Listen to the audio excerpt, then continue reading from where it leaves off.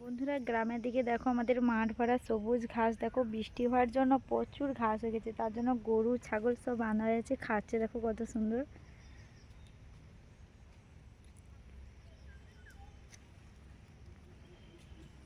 নমস্কার বন্ধুরা, নন্দীগ্রাম ভিলেজ ফুডে সকলকে স্বাগত জানাই। আশা করি তোমরা সবাই ভালো আছো এবং সুস্থ আছো। আমিও ভালো আছি। আবারও একটি নতুন রেসিপি নিয়ে চলে এসেছি। আজকে বানাবো ক্যাকরোল চিংড়ি। পুরো রেসিপিটা সম্পূর্ণ তোমরা দেখতে থাকবে, তো স্কিপ করে দেখবে না, তাহলে বুঝতে পারবে না। পুরো ভিডিওটা দেখতে থাকবে। আর আমার চ্যানেলে গিয়ে সবাই ব্ল্যাক আইকনটি ক্লিক করে রাখবে। আমি সর্বপ্রথম ভিডিও ছাড়ার সঙ্গে সঙ্গে তোমরা দেখতে পাবে।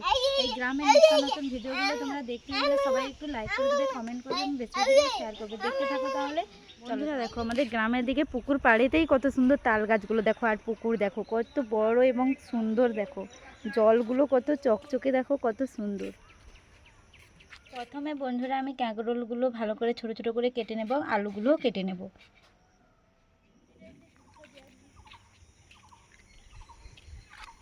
পটল চিংড়ি যেভাবে বানানো হয় সেভাবে ক্যাকরোল চিংড়ি বানাবো। আপনারা ভিডিওটা দেখতে থাকুন, তাহলে বুঝতে পারবেন। দেখো ক্যাকরোলগুলো ছোট ছোট করে কেটে নিয়েছি, আলুও কেটে নিয়েছি, এদিকে চিংড়ি মাছগুলো বেছে নিয়েছি। এবারে ধুয়ে নিয়ে চলে আসবো। কাঁকরোল এবং আলু ভালো করে ধুয়ে নিয়ে চলে এসেছি পরিষ্কার করে। এদিকে দেখো বড় চিংড়ি মাছ নিয়েছি, এগুলো ভালো করে পরিষ্কার করে ধুয়ে নিয়েছি। আর কাঁকরোল চিংড়ি বানানোর জন্য মশলাগুলো নিয়েছি। দেখো পেঁয়াজ কুচি, তেজপাতা, গোটা শুকনো লঙ্কা, আদা বাটা, রসুন বাটা এবং শুকনো লঙ্কা বেটে নিয়েছি। আর এদিকে নিয়েছি লবণ, হলুদ গুঁড়ো, রান্নার জন্য সরষের তেল নিয়েছি এবং গোটা জিরে ফোড়নের জন্য নিয়েছি। ক্যাকরোল চিংড়ি বানানোর জন্য একটা স্পেশাল মশলা বানিয়ে নেব। এদিকে দেখো এলাচ, দারুচিনি, লবঙ্গ এবং জায়ফল নিয়ে নিয়েছি, ভালো করে শুকনো খোলায় ভেজে নেব। এলাচ, লবঙ্গ, দারুচিনি তো ভেজে নিয়েছি। এরপরে আমি কড়াইয়ের মধ্যে সরষের তেল দিয়ে দেবো।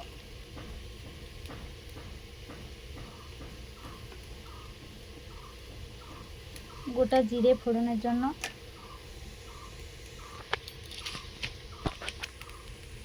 গোটা শুকনো লঙ্কা, তেজপাতা,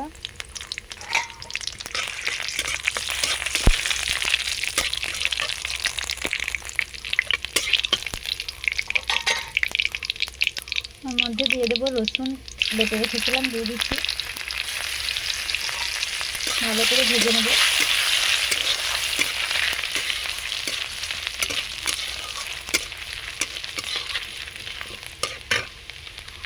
ওর মধ্যে দিয়ে দেবো পেঁয়াজ কুচি,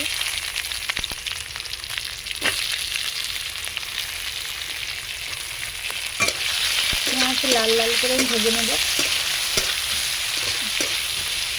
চিংড়ি মাছের মধ্যে লবণ, হলুদ গুঁড়ো মাখিয়ে নেব।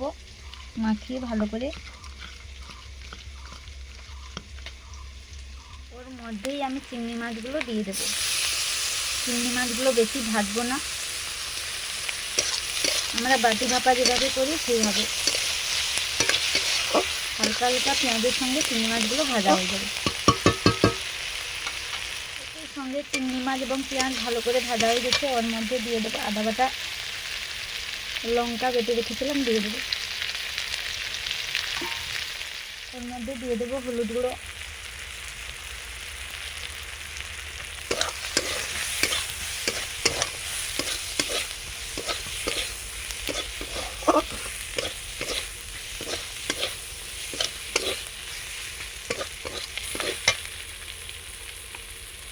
ওর মধ্যে কেটে রাখা ক্যাকরোল এবং আলুগুলো দিয়ে দেবো।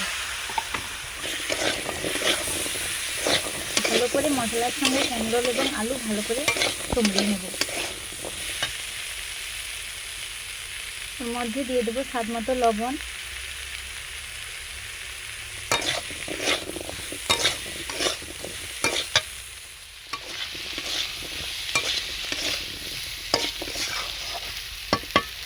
এরপরে আমি ঢাকনা চাপিয়ে দেবো। এইভাবে ঢাকনা চাপিয়ে চাপিয়ে দিয়ে নেব কিছুক্ষণ। তাহলে আবারও দেখে নেব। নাড়িয়ে দিচ্ছি। এভাবে যদি রান্না করা যায় পুরো মাংসের মতো স্বাদ লাগে এবং সেন্টও সুন্দর হয়। আবারও ঢাকনা চাপিয়ে দেব। স্পেশাল মশলা বানিয়েছিলাম, গুঁড়ো করে নিয়েছি। এলাচ, দারুচিনি এবং লবঙ্গ আর জায়ফল ছিল, ভালো করে গুঁড়ো করে নিয়েছি। আবারও ঢাকনা খুলে দেখে নিচ্ছি হয়েছে কিনা। দেখো ভালোভাবে ভাজা হয়ে এসেছে, সেদ্ধও হয়ে এসেছে। ওর মধ্যে যে স্পেশাল মশলা গুঁড়ো করে রেখেছিলাম দিয়ে দেবো উপর দিয়ে।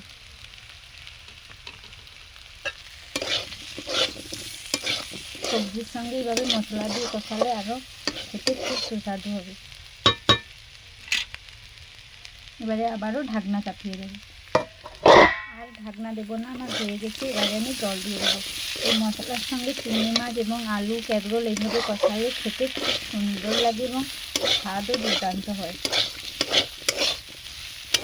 আমরা তো অনেক সময় তরকারি কীভাবে করি, না চিংড়ি মাছ ভেজে রেখে দিই, কিন্তু এভাবে চিংড়ি মাছটা রান্না করলে চিংড়ির মধ্যেও মশলাগুলো ঢুকে যায়। এবারে জল দিয়ে দেবো। ক্যাগরোল আলু ভালো করে সেদ্ধ হয়ে গেছে, ওর মধ্যে এবারে আমি জল দিয়ে দেবো। অল্প জল দেবো, বেশি জল দেবো না।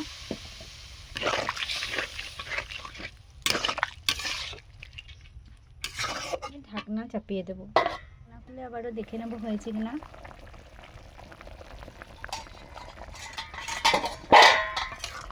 সেদ্ধ তো হয়ে গেছে, আমি আর ঢাকনা দেবো না। অল্প জুস মরে গেলে আমি নামিয়ে নেব। মাখো মাখো হয়ে গেলে আমি নামিয়ে নেব।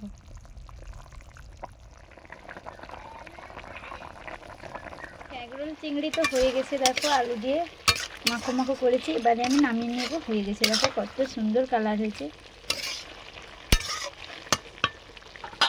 দেখো ক্যাগরোল চিংড়ি তো হয়ে গেছে, আমি নামিয়ে নিয়েছি। কত সুন্দর একটা কালার হয়েছে দেখো। এবারে ভাত বেড়ে নেব খাওয়ার জন্য।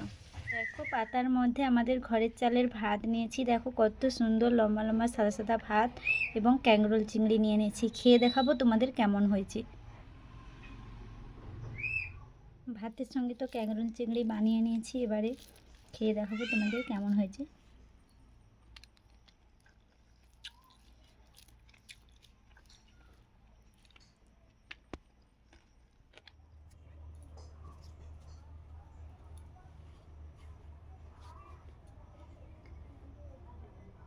বন্ধুরা দেখো গরম গরম ভাতের সঙ্গে আমাদের ঘরের চালের ভাত সাদা ধবধবে এবং লম্বা, দেখো এই ভাতের সঙ্গে ক্যাগরোল চিংড়ি বানিয়ে নিয়েছি।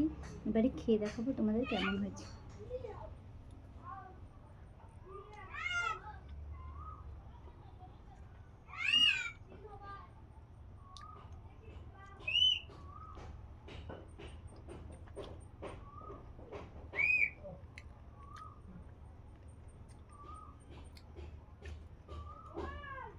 বন্ধুরা সত্যি বলছি খুব সুন্দর হয়েছে। গরম গরম ভাতের সঙ্গে ক্যাগরোল চিংড়ি খুব দারুণ হয়েছে।